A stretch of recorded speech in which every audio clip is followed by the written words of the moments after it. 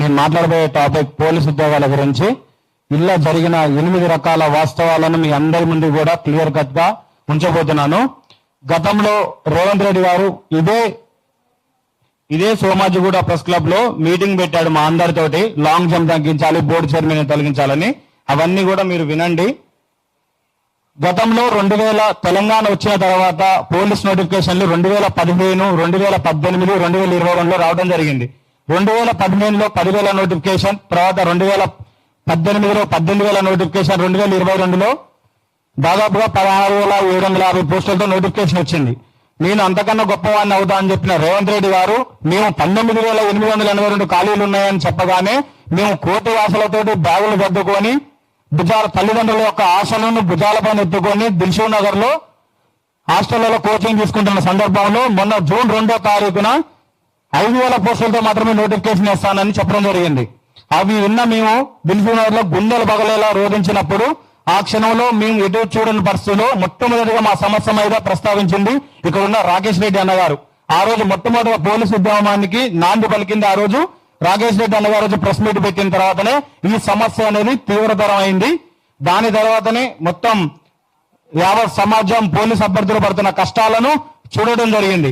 అలాగే నేను అధికారంలోకి రాగానే జీవో నెంబర్ 46ని రద్దు చేస్తా అని చెప్పిన వ్యక్తి అధికారంలోకి వచ్చిన తర్వాత కూడా జీవో నెంబర్ 46 మీద మళ్ళీ ఎలక్షన్ లో ఎమ్మెల్సీ ఎలక్షన్ లో గెలిచిన వ్యక్తి, ఆ గెలిచిన వ్యక్తి ఎటుపోయిందో తెలియదు, ఆ ఓట్లు అడిగిన వ్యక్తులు ఎటుపోయారో తెలియదు. కానీ మేము ఓట్లు వేయని వ్యక్తి మాత్రం మా కోసం ఇప్పటిదాకా కూడా కొట్లాడుతున్న వ్యక్తి రాకేష్ రెడ్డి అన్న.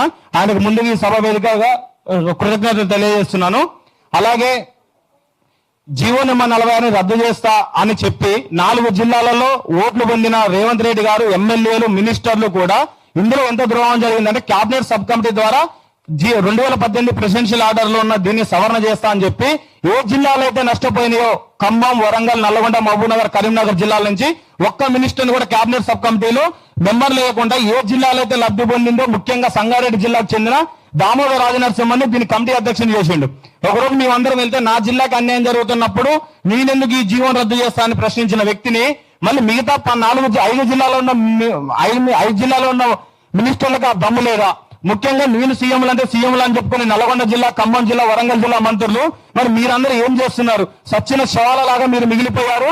ఎవరో ఒకటి నాకు జిల్లాకు అన్యాయం జరుగుతుందని ఈ 5 జిల్లాల విద్యార్థులను మరణ శాసన జీవో నెంబర్ 46 రద్దు చేయలే. అలాగే ఏజ్ రిలాక్సేషన్ 36, 38 సంవత్సరాలు ఉండాలి. జీవో 31 తీసుకొచ్చారు. అదంతా మా ఫ్రెండ్స్ అందరూ చెప్పారు.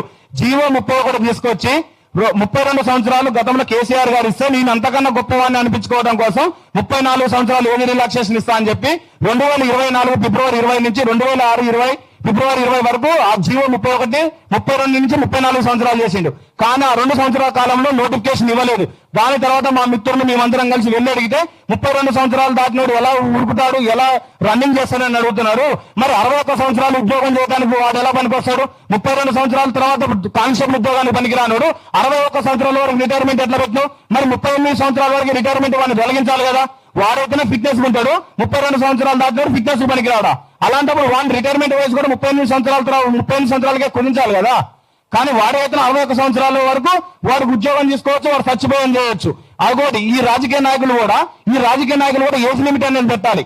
ఏజ్ లిమిట్ పెట్టాలి, ఒక ఎగ్జామ్ పెట్టాలి. వీళ్ళేమో కాటికి కాళ్ళు చాపేంత వరకు నేను రాజకీయాలలో పోటీ చేయవచ్చు, నేను చచ్చిపోయే శవం కూడా నాకు పదవి ఉంటేనే నేను శవం కూడా కాలుతానని చెప్పే ఈ రోజుల్లో ఒక ఓటేసిన నిరుద్యోగి, ఒక పిహెచ్డి చదివిన నిరుద్యోగిని పట్టుకొని నువ్వు 32 సంవత్సరాలు దాటితే ఉద్యోగాన్ని పనికిరావడానికి వాడు ఎవరికి అసలు అర్హత? ఏడు ముద్ర 12, 10వ తరగతులు పాస్ అయిన మంత్రి పదవులు అనుభవించే వీళ్ళు పిహెచ్డి, పీజీలు చదివే విద్యార్థులు పట్టుకొని నువ్వు ఉద్యోగానికి పనికిరావడానికి ఏంది? ఉద్యోగానికి పనికొస్తున్నా పనికిరానని చెప్పేది నా అర్హత, నా యొక్క ప్రతిభ నన్ను ఉద్యోగానికి తీసుకొస్తుందా, ఉద్యోగం రాదని చెప్తుంది. కానీ ఏడు ముద్రతోటి ఓట్లు గెలిచిన వాడు కూడా మమ్మల్ని సాధిస్తున్నాడు. ఈ చేయాల్సింది మహిళలకు రిజర్వేషన్లు కాదు, మీ యొక్క రాజకీయ నాయకులకు అర్హతలు పెట్టాలి. డిగ్రీ క్వాలిఫై అయిన వాడికే పెట్టాలి. 30-40 సంవత్సరాలు దాటిన రాజకీయాలకు పనికిరావని చెప్తే వీళ్ళకి ఆ బాధ తెలుస్తుంది. వీళ్ళకి ఆ బాధ 40 సంవత్సరాలు దాటిన రాజకీయాలకు పనికిరావని పనికిరానన్నప్పుడు ఒక నిరుద్యోగి ఆవేదన తెలుస్తుంది. ఒక కుటుంబం యొక్క భవిష్యత్తు అంధకారంలోకి నెట్టే ఈ రాజకీయ నాయకులకు కూడా సమాధులు కట్టాలి. అప్పుడైతేనే సమాజం మారుతుంది. మీలాంటి మేధావులు కూడా మాట్లాడాల్సిన విషయాలు ఏంటంటే ఈ రాజకీయ నాయకులకు కూడా వయో పరిమితి పెట్టాలి. మాకు ఎలా అయితే మీ ఉద్యోగాన్ని పనికిరామని చెప్తున్నారో వాళ్ళకు కూడా ఏజ్ లిమిట్ పెట్టాలి. అప్పుడే మా యొక్క సమస్య అనేది తెలుస్తుంది. ఇంకొక అంశం, స్థానికత. మనకి 1 నుంచి 7వ తరగతి వరకు ఇది పెద్ద ఇష్యూ. దీని గురించి ఎవ్వరు మాట్లాడట్లేదు. స్థానికత ఇది ఎట్లుందంటే తెలంగాణకి స్థానికత 90% తీసుకొచ్చి ఆంధ్ర వాళ్ళకి పెడుతున్నట్టుంది. 1 నుంచి 7వ తరగతి వరకు ఎక్కువ కాలం, అంటే 1 నుంచి 7వ తరగతి కాలంలో 4 సంవత్సరాలు ఎక్కడ చదివితే అక్కడ తెలంగాణలో లోకల్ అవుతాడు. కానీ ఆంధ్రాలో ఏముంది, 6వ తరగతి నుంచి 10వ తరగతి వరకు ఎక్కడ చదివితే వాడు అక్కడ లోకల్ అవుతాడని ఇక్కడ వేరుంది, ఎక్కడ ఉంది. ఇక్కడనేమో 1 నుంచి 7వ తరగతి వరకు చదివినోడేమో ఆంధ్ర, ఇక్కడ నుంచి 7వ తరగతి మధ్యలో 4 సంవత్సరాలు చదివితే తెలంగాణ ఒక్క లోకల్, 6వ తరగతి నుంచి 10వ తరగతి వరకు చదివితే ఆంధ్ర లోకల్. కానీ తెలంగాణ ఆంధ్రోడు ఏం చదువుతుండు, ఇక్కడ 1 నుంచి 4 చదువుతున్నాడు, మళ్ళీ 6 నుంచి 10వ తరగతి అక్కడ చదువుతున్నాడు. అంటే ఆంధ్రోడు తెలంగాణ లోకల్ అవుతుండు, ఆంధ్ర లోకల్ అవుతుండు. కానీ తెలంగాణోడు హైదరాబాద్ కి నాన్ లోకల్ అవుతున్నాడు. ఇది ఎక్కడ సిద్ధాంతం అసలుకి? ఈ ఏసీ గదులలో కూర్చొని ఐఏఎస్ ఐపీఎస్ అధికారుల వల్ల తెలంగాణ అస్తిత్వం మీద అవగాహన లేని ఈ ఐపీఎస్ అధికారులు చేసే దానికి తెలంగాణ నిరుద్యోగులు పాలవుతున్నారు. ఈ అంశాల మీద ఎవరు మాట్లాడట్లేదు, ఎందుకంటే చాలా ఇబ్బందిగా ఉన్నది. అలాగే టీజీఎస్పీ పోస్టులను గ్రే హౌస్ రద్దు చేయడం ద్వారా 2500 పోస్టులు, మాకు రావాల్సిన 2500 పోస్టులను ISW, cyber crime, eagle, narcotics ఇలాంటి డిపార్ట్మెంట్లలో సివిల్ వాళ్ళని తీసుకోవాల్సింది పోయి టీజీఎస్పీ పోస్టులను తీసుకొచ్చి అల్లబెట్టడం వల్ల గ్రామీణ ప్రాంత విద్యార్థులలో రన్నింగ్ చేసి కొద్దిగా చదువు వచ్చి గవర్నమెంట్ స్కూల్లో చదివిన విద్యార్థులకు రావాల్సిన జాబులన్నీ కూడా రద్దు అయిపోతున్నాయి. 2500 పోస్టులు రద్దు చేసి, అలాగే జీవో నెంబర్ 46 మీద క్యాబినెట్ సబ్ కమిటీ బయట పెట్టకుండా ఆ జీవో నెంబర్ 46 వస్తే ఎక్కడో రాబోయే 2 ఎలక్షన్లలో ఇబ్బంది అవుతుందని తెలిసి అసలు ఆ పోస్టులను ఎలిమినేట్ చేసేయండి. ఉమ్మడి ఆంధ్రప్రదేశ్ చరిత్రలో 75 సంవత్సరాల కాలంలో వచ్చిన పోలీస్ నోటిఫికేషన్ లో ఎప్పుడు కూడా టీజీఎస్పీ పోస్ట్ లేకుండా నోటిఫికేషన్ రాదు. ఇప్పుడు రాబోతున్న నల్గొండ, మహబూబ్ నగర్, వరంగల్, ఖమ్మం జిల్లాల్లో ఎక్కడ ఈ జీవో నెంబర్ 46 ఇంప్లిమెంట్ చేస్తుంది పతనమైందన్న ఉద్దేశంతో ఆ జీవో నెంబర్ 46 సంబంధించిన పోస్టులను ఎత్తేసిండు. దీన్ని కూడా వెంటనే మాకు రావాల్సిన పోస్టులను ఇవ్వాల్సిందే కోరుకుంటున్నాం. అలాగే లాంచ్ జంప్ ఇష్యూ, ఇదే సోమాజిగూడ ప్రెస్ క్లబ్ లో ఇక్కడనే ఇదే ప్రెస్ లో మేము కూడా ఉన్నాం. Last time best of 3 events లో 2 ఈవెంట్స్ మాత్రం చేసిన వాడికి అర్హత సాధించాలని చెప్పి ఇదే సోమాజిగూడ ప్రెస్ లో ఇప్పుడు ముఖ్యమంత్రి రేవంత్ రెడ్డి గారు బోర్డు చైర్మన్ తొలగించాలి, వెంటనే 2 ఈవెంట్స్ చేసిన వాడికి అవకాశం కల్పించాలని ఇదే సోమాజిగూడ ప్రెస్ క్లబ్ లో మాట్లాడిన వ్యక్తి అదో బోర్డు చైర్మన్ కొనసాగించిండు. ఇప్పుడు వచ్చిన నోటిఫికేషన్ లో 4 మీటర్లు చెప్పిండు. అంటే ఓడదాటిన తర్వాత ఓడమల్లయ్య అన్నట్టు బోడమల్లయ్య అన్నట్టు ఈ రేవంత్ రెడ్డి గారు ఇలా ప్రవర్తిస్తున్నారు. ఆ రోజు నిరుద్యోగులను ఓట్ల కోసం వాడుకున్న రేవంత్ రెడ్డి గారు అధికారంలోకి వచ్చిన తర్వాత అదే సిద్ధాంతాలను ఇదే నోటిఫికేషన్ ప్రవేశపెట్టిండు. అంటే ఎవరి మీద చీటింగ్ కేసు పెట్టాలి? చీటింగ్ కేసు పెట్టాలి కదా.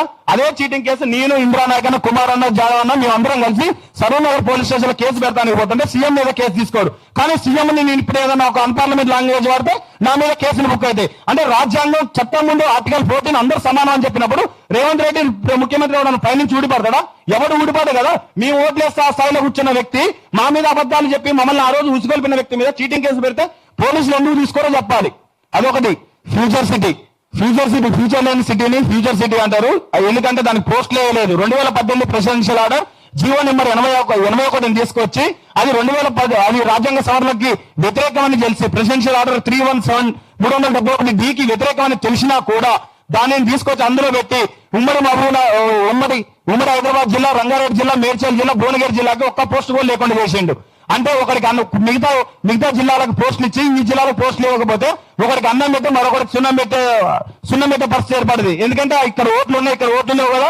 ఇక్కడ కూడా త్వరలో జిహెచ్ఎం సెలక్షన్లు ఉన్నాయి, ఇక్కడ కూడా మీకు ఇవన్నీ చేస్తారు. అంటే ఇన్ని అంశాలు తప్పులు జరుగుతున్నా కూడా ప్రతిపక్ష పార్టీలు మాట్లాడుతున్నా కూడా ఎవరైతే వెళ్ళి పార్టీలు కలుస్తుంటే వాడు ఆ పార్టీ ఈ పార్టీ అంటాడు. ఇదే రేవంత్ రెడ్డి గారు బీఆర్ఎస్ లో ఉండొచ్చు, టీడీపీలోకి రావచ్చు, కాంగ్రెస్ లో రావచ్చు, నరేంద్ర మోడీతో ఫోటో దిగవచ్చు. ఇంతమందితో ఫోటోలు దిగితే తప్పలేదు. కానీ మేము పోయి ఏదైనా నాయకుడు కనుక ఒక వినతి పత్రం ఇచ్చి ఫోటో దిగితే వీడు ఆ పార్టీ కోవట్టు, వీడే కోవట్టు. మరి మేము ఒక పార్టీని కలిసిన ఒక పార్టీ కోవట్టు అయితే నువ్వు ఇన్ని పార్టీలు మారి ఇంతమందితో ఫోటోలు దిగినావు కదా. మరి నువ్వు ఏ పార్టీ కోవట్టు? మన భద్రకుమార్పల్లి వెళ్ళినప్పుడు నువ్వు కేటీఆర్ సార్ కూడా ఫోటో దిగినావు. అంటే నువ్వు కేటీఆర్ కి కోవట్టు అన్నట్టే కదా అర్థం. మరి అంటే ప్రజాస్వామ్యంలో ప్రతిపక్షాలు కలిసిన ప్రతి ఒక్కరిని కూడా ఏదో భూతద్వాల పడి చూపిస్తున్నారు. దీని ద్వారా నేను కాంగ్రెస్ సోషల్ మీడియాకు కూడా చెప్తున్నా, నల్గొండ, మహబూబ్ నగర్ రాబోయే ఇప్పుడు వచ్చిన నోటిఫికేషన్ లో మీ పిల్లవాళ్ళు ఉంటారు, ఎమ్మెల్యే, ఎంపీటీసీకి పోటీ చేసిన సర్పంచ్ కొడుకులు ఉంటారు, కాంగ్రెస్ పార్టీకి సంబంధించిన అధికారంలో ఉన్న నాయకులందరికీ కూడా ఉంటారు. నువ్వు నీ పార్టీ అని జబ్బలు తరుచుకుంటున్నావు కదా, అక్కడ నష్టపోయేది నీ కొడుక్కి. మేమందరం మాట్లాడేది నీ కొడుకులకు ఉద్యోగాలు రావాలని. కానీ నువ్వు మా అందరి ఫోటోలు పెట్టి ట్రోల్ చేయడం వల్ల నష్టపోయేది నువ్వే. అది గుర్తుంచుకో. నీ నాయకుడు బాగానే ఉంటాడు, నీ నాయకుడు ఆస్తులు సంపాదించుకుంటాడు, కానీ మా గొంతు నొక్కితే నువ్వు నీ పిల్లవాడు అవస్థలు పడతాడు. 2 సంవత్సరాల తర్వాత ఆ నాయకుడు పార్టీలో ఉంటాడు పిల్లవాడు, కానీ చచ్చిపోయేంత వరకు నీ కొడుకు నీ ఉద్యోగం లేక కన్నీటికి పర్వంత నువ్వే. ఉద్యోగం రాకపోవడానికి కారణం నువ్వే. ఇదంతా కూడా Congress media, social media warriors మరియు కాంగ్రెస్ పార్టీ నాయకులు, కార్యకర్తలు కూడా నీళ్ళ అడగాల్సింది. అన్నా, నువ్వు మన నియోజకవర్గాన్ని, మన జిల్లాకు ఉద్యోగాలు ఎందుకు రావాలో బల్లా బట్టి అడగాల పరిస్థితి నువ్వు తీసుకురావాల్సిందే కోరుకుంటూ నాకు ఈ అవకాశాన్ని కల్పించిన మిత్రులందరికీ థ్యాంక్ యూ సో మచ్.